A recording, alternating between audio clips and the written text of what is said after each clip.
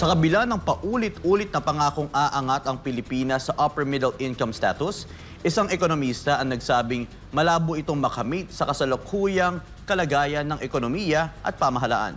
Si Prince Tripoli para sa balita.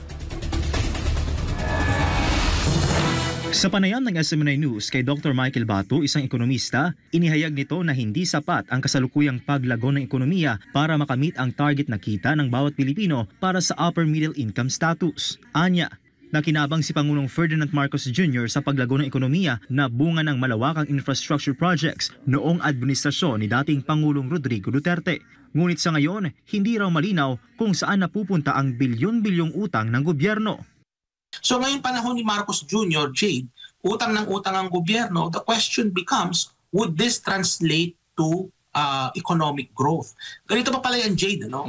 Hindi ka agad-agad din mararamdaman yung epekto sa ating ekonomiya ng mga pangungutang, especially kung i-allocate ito ng gobyerno sa mga programa at proyekto na nakakapaglikha ng mas pangmatagalan paglago ng ekonomiya.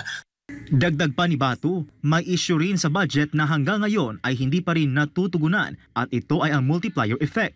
Ang ibig sabihin ng multiplier effect is that halimbawa, nagkaroon ng paggastos ang gobyerno, nakalikha ito ng maraming benepisyo sa iba-ibang sektor ng ating ekonomiya. Hindi natin yan nakita sa kaso ng pangungutang. Kasi anong nangyari sa pangungutang natin, utang tayo ng utang, yung pinagkakagastusan ng gobyerno ay kagaya ng ayuda, halimbawa, no? Sinabi rin ni Batu na ang susunod na administrasyon ang magdurusa dahil hindi ito makikinabang sa mga proyekto ng kasalukuyang administrasyon. So base sa nakikita nating pattern ng gobyernong ito, I feel bad dun sa susunod na mamamahala, Jade.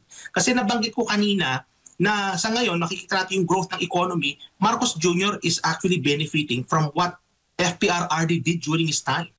Ako si Prince Tripoli, ang inyong citizen correspondent, SMNI News.